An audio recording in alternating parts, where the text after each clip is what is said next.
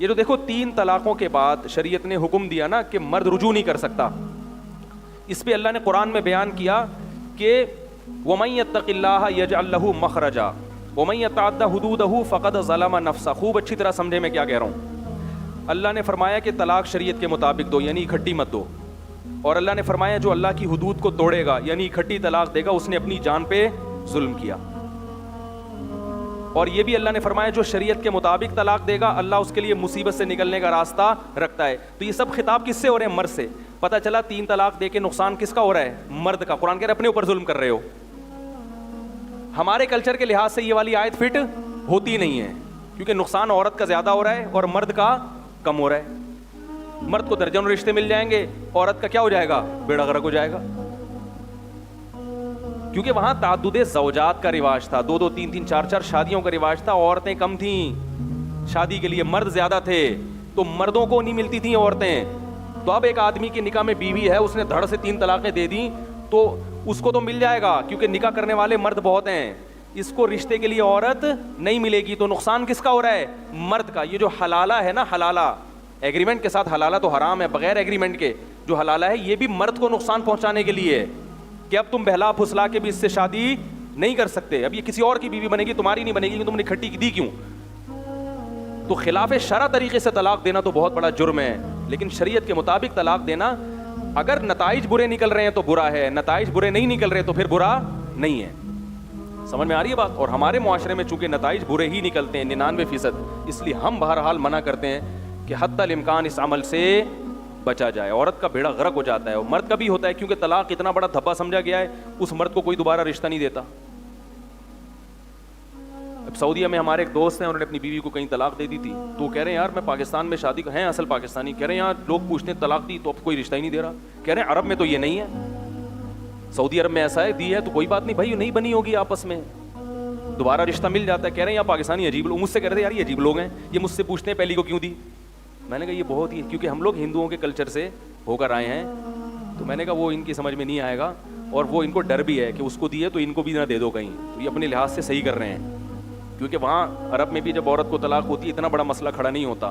عدالتوں میں آپ جاؤ تو طلاق کے کیسز, میں نے تو ریسرچ کی ہے وہاں پہ, عدالت میں بھی گیا ہوں سعودیہ میں, اور عربوں سے بھی پوچھا ہے. عربوں میں جو طلاق بہت زیادہ پھیل گئی ہے نا, ہے تو برا عمل, کیونکہ عربوں میں طلاق اس لیے پھیل گئی, عیاشی بہت ہے وہاں پہ, عیاشی بہت پھیل گئی نا, لیکن پھر بھی طلاق لینے والی عورتیں زیادہ ہوتی ہیں. سمجھ میں آ رہی ہے بات؟ یعنی طلاق کا مطالبہ عورتیں زیادہ کرتی ہیں, ذرا ذرا سی بات پہ طلاق مانگتی ہیں. تو ہمارے ہاں عورت بیچاری حد الامکان گھر بسانے کی کوشش کرتی ہے. ایسے ایسے مکھنچو میاؤں کو عورتیں برداشت کر رہی ہیں. اسلامی معاشرہ ہوتا نا, میں ان کو کہتا کبھی بھی برداشت نہ کرو, کیونکہ ہمیں پتہ ہے بیچاری طلاق کے بعد جائے گی کہ ہم لوگ مشورہ دیں بھائی جو بھی ہے جس کا بھی پٹھا ہے, اب میں خادم حسین صاحب سے اپنی نسبت نہیں جوڑنا چاہتا, جس کا بھی پٹھا ہے برداشت کرو, حتی الامکان برداشت کرو. تو وہ سمجھ میں آ گیا حضرت حسن کی شادیاں جو اتنی تھیں, اس میں اہل بیت کی توہین ہے ہی نہیں, بلکہ یہ اہل بیت کے کمال ہے کہ ان کو لوگوں نے اتنا پسند کیا, اتنا پسند کیا. اور حضرت حسن کے بارے میں مورخین نے لکھا ہے کہ جو ان کو دیکھتا تھا عاشق ہو جاتا تھا, خوبصورتی ان میں, جمال, ان کے اخلاق, تو لوگ ان سے رشتہ کرنا چاہتے تھے. تو اور بھی ایک بات ذہن میں آئی تھی, نکل لی. ہاں وہ تو میں نے بتایا, مولوی تھانوی کو جواب ہی نہیں دیا اس نے کوئی اس کلپ کا, اس نے کہا انہوں نے رجوع ہی نہیں کیا. تو میں نے کب کہا ہے کہ رجوع کیا نہیں کیا, یہ بات ہی میں نے نہیں کی ہے. میں نے تو خواب ہے, خواب بیان کرنے میں, اور وہ میں نے احادیث سے بھی اس قسم کے خواب بیان بھی کیے ہیں کہ حدیث میں اس قسم نبی کے جسم کے گوشت کا ٹکڑا کٹ گیا. عام حالت میں یہ گستاخی ہے, خواب میں یہ گستاخی نہیں ہے, اور نہ یہ خواب بیان کرنا گستاخی ہے. اور ایک بات یہ, حضرت حسن کی شادیوں پہ اگر اس نے مجھے گستاخ اہل بیت کہا ہے تو مجھے کیوں کہا ہے, علامہ ابن کثیر کو کیوں نہیں کہا؟ سمجھ میں آ رہی ہے بات؟ بھائی علامہ ابن کثیر جو مایہ ناز مفسر ہیں, ان کو بولو نا کہ اہل بیت کے معاذ اللہ گستاخ ہیں وہ, جنہوں نے یہ روایت نقل کی ہے, یا اور جو اہل سنت والجماعت کے بڑے بڑے علماء ہیں انہوں نے یہ روایت نقل کی ہے, تو ان کو آپ گستاخی کا فتویٰ لگائیں نا, لیکن ان پہ کوئی انگلی نہیں. سارا دیوبندیوں پہ نزلہ گر رہا ہے. یہ ہے مسلکی تعصب. اس لیے میں کہتا ہوں آج کل جو مسلک کا جو کہتے ہیں نا, ہم کسی مسلک کو نہیں مانتے, سب سے زیادہ متعصب اپنے مسلک میں وہی ہوتے ہیں. ہم تو پھر بھی احترام سے نام لے لیتے ہیں بہت سے علماء, چاہے ہمارے مسلک میں نہ بھی ہوں.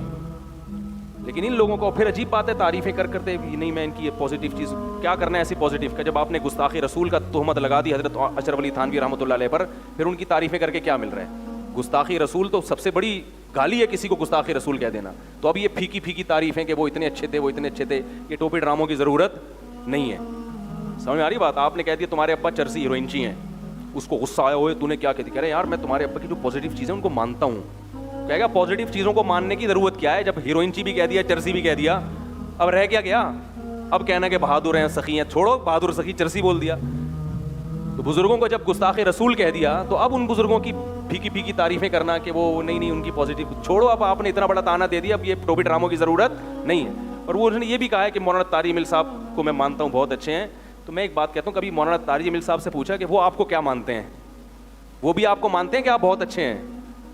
ذرا میں تو ان سے ملتا ہوں نا, مجھے پتا ہے ان کے آپ کے بارے میں کیا نظریات ہیں.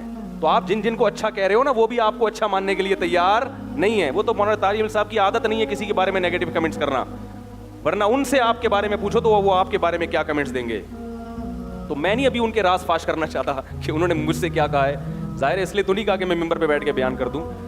تو یہ سب جتنے بھی مثبت کام کرنے والے علماء ہیں یہ سب اس قسم کے فتنوں سے پریشان ہیں کہ یہ قوم میں خیر خواہی والا کام, یہ کسی ایک بات پہ ٹکتے نہیں ہیں یہ لوگ.